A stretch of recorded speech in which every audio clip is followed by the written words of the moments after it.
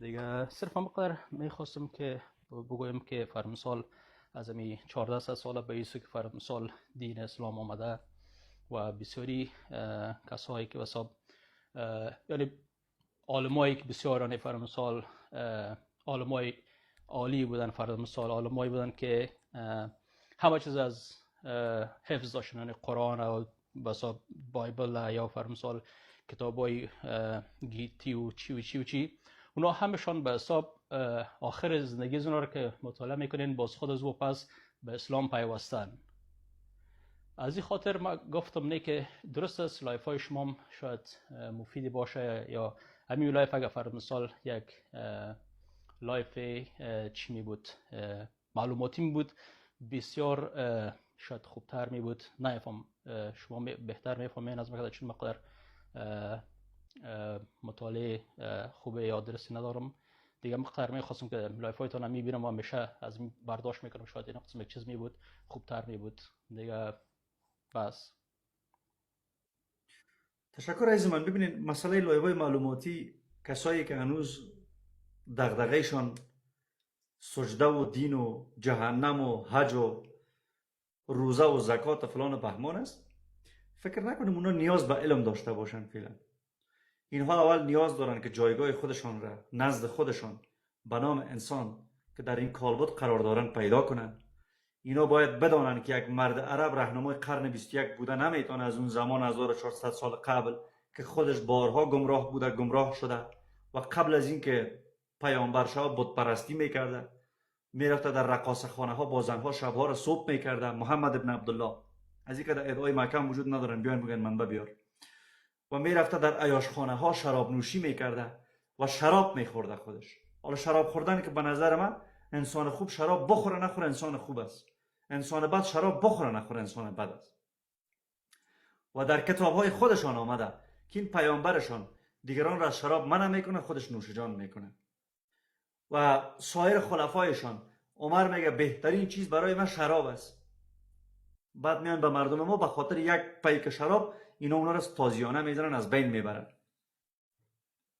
پس بابا یوسف تا از این موارد خبر نداری از من. تو باید درسای تا بخونی. 4 سال میشه تو رفتی، امیدوارم یک دو تا کتاب خوانده باشی در مورد اسلام. و شراب خوردن محمد در کتاب صحیح مسلم آمده. در کتاب صحیح مسلم شراب خوری پیامبر آمده، نه اینکه قبل از نبوت، بعد از اینکه مبعوث شده به پیامبری شراب خورده. پس من فکر میکنم اینا افرادی هستند که نیاز به اطلاعات علمی ندارن. اینا در ابتدا باید انسان شوند، اینا انسانیت را یاد بگیرن و برای اینکه اینا انسانیت را یاد بگیرن باید تقدس این کتاب از اینا گرفته شود. تا وقتی که این کتاب قداست داشته باشه، تا وقتی که این کتاب برایشان در رأس قرار داشته باشه، در صدر قرار داشته باشه، اینا بوی از انسانیت نمیبرن. هر کس پیروی از این کتاب میکنه امکان نداره که انسان خوبی باشه و جامعه تقدیم شود. هر کسی در زندگی روزمره خود قرآن را پیاده میکنه امکان نداره او انسان مفید به جامعه باشه.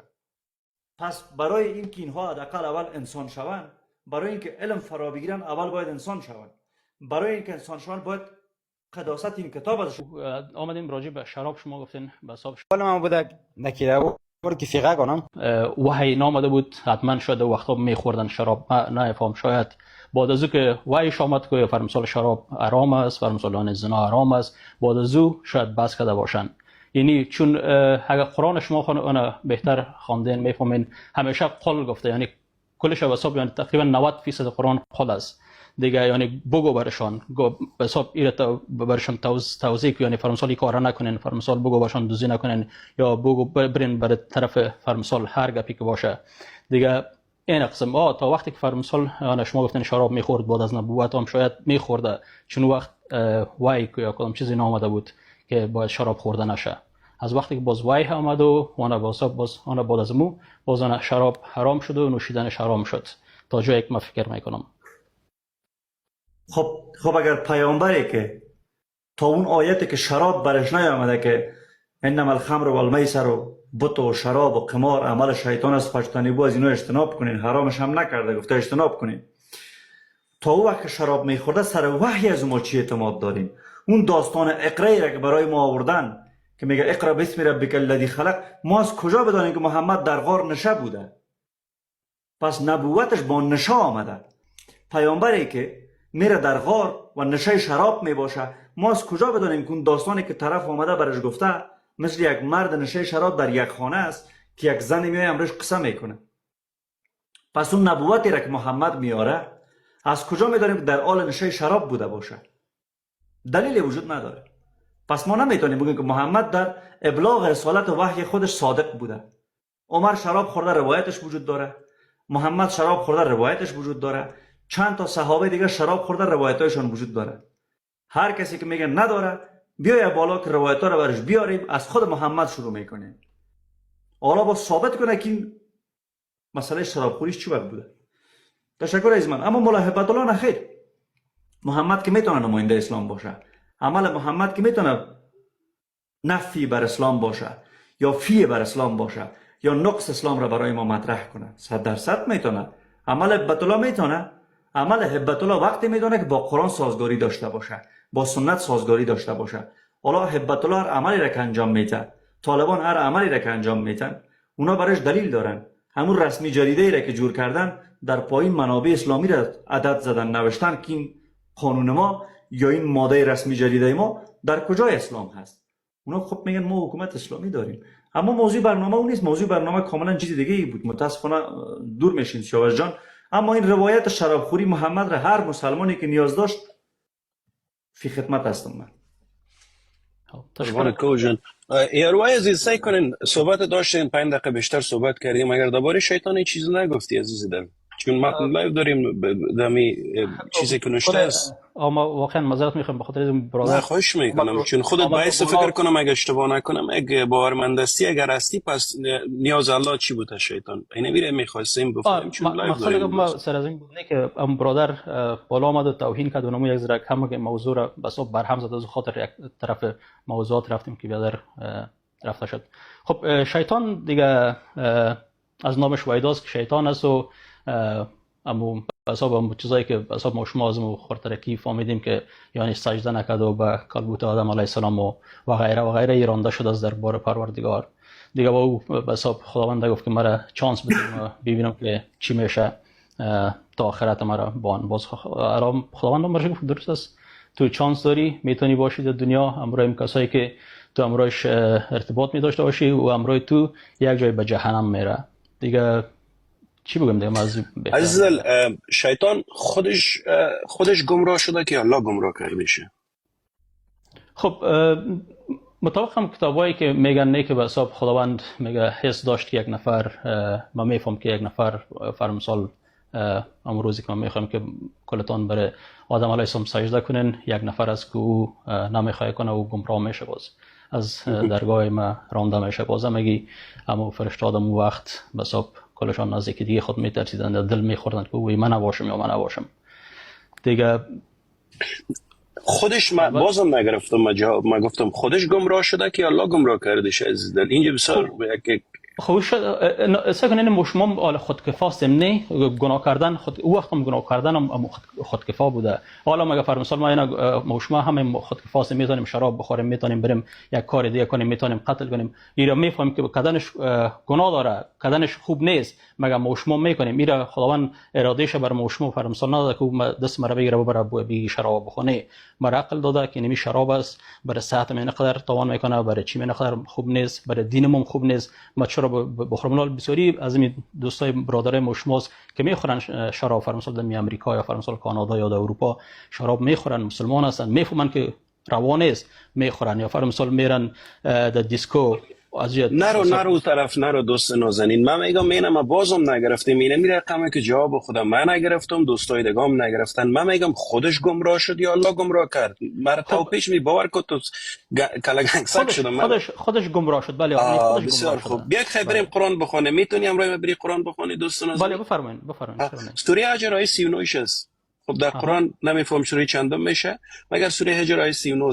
میگه گفت پروردگارا به سبب این که مرا گمراه نمودی، شیطان گفته شه. خب میگه به سبب این که مرا گمراه نمودی، منم یقینا همه کارهای زشت را در زمین برای آنان میارم تا ارتکاب زشتی ها برای آنان آسان شود و مسلما همه را گمراه میکنم. دست الله، دست شیطان در گریبان الله است. دوست نازنین، خودت گفتی خودش گمراه شده. اینجا خوی دستش در گریبان الله است، میگه تو منو گمراه کردی. خب نباید سر بیچی میگد نه از بس پروردگار بر شده که سجده کو بر آدم علیه السلام نباید. حالا او سرپیچی خو کرد، خو الله میگه تو مرا، شیطان میگه الله را میگه دستش در گریبانش است، میگه تو مرا گمراه کردی. در سوره کهف آیه 17 میگه اگه خودت قرآن بلد هستی، میگه کسی را که الله گمراه میکنه او رو یار یاور نیست. متوجه هستی دوست عزیز؟ باریکی ها را متوجه میشه میشی یا نمیشی؟ دوست نازنین باریکی ها را متوجه شو. سپاس از اینکه آمدین در لایف. تشکر میکنم دوست نازنین. سلامت باشین. تشکر. قربانتان. وقت روزگار خوش دارید. ببین عزیزان دل، در برنامه ای که تقریبا زیادتر از 500 نفر در یوتیوب در اینجا صدای ما را میشنوند، یک فرد از دین برگشته، یک فرد مرتد، با تمام معنا مرتد، یک فردی که اینا ادعا میکنن شما سواد ندارین با ما میگن. نشستم اینجا 30 دقیقه قبل گفتم پیامبر اسلام شراب میخورده. شنیدین همگی؟ سیاوش خودت شنیدی درست است؟ جان 100% لالا. بله بله شنیدی؟ در زیر لایف ملاها با آیدی شاکوکو، گلکوکو، ماگل، شاگل، آیشه کلش نشستن، کلش هستن در برنامه. امکان نداره که اینا نباشن. چرا؟ چون اینا از اول تا آخر برنامه را ریکارد هم میکنن. دیوایسشان با ویدیوهای ما پر شده. خب چرا یک ملا جرأت نکرد که بیای بالا بگه تو یک ادعای کردی که پیامبر ما را شرابخور گفتی، بعد از اینکه پیامبر شده شراب خورده؟ تو بیار ثابت کو برای مردم. در غیر از اون من روی تسیا میکنم. یکیش حاضر نشد، یک ملا حاضر نشد که من برش ثابت کنم که پیامبر شراب خورده در وقتی که پیامبر بوده شراب خورده. ببینین با وجود امین بدبختی ها اینا باز همین دین را تبلیغ میکنن که یک پیامبری داشته که شراب میخورده خودش. حالا فردی که شراب میخوره نظر به امان ذهنیت خود دوستان مسلمان ما که میگی شراب چرا نمیخوری؟ میگه ما خواهر مادر ما را شراب بخوریم نمیشناسیم. این نظر من نیست. میگه شراب چرا منع است؟ میگه آدم تجاوز میکنه شراب بخوره. پس پیامبر شما که شراب میخورده یه وحی را که میآورده از همسایه نمیآورده؟ از کجا میدونین؟ او که امکان داره تجاوز هم کرده باشه. پس بیای اینال یک ملا همون تو چاقو به دست محکم بگه ثابت که کجا پیامبر ما شراب خورده. از کتاب صحیح مسلم برش ثابت میکنم که محمد شراب خورده. اون شرابی که خورده شراب نشاور است و 4 تا کتاب دیگه منبع میارم که اسم همون شراب را آورده و همون شراب را شراب نشاور معرفی کرده. نه تنها اونجا که در او واژه با ما مالکشی کنن، نه این شراب هدفش از شربت است. نه لالا اونجا که من برات 5 تا منبع دیگه میارم که شراب را برات شراب گندیده و حرام معرفی کنم. سپاس.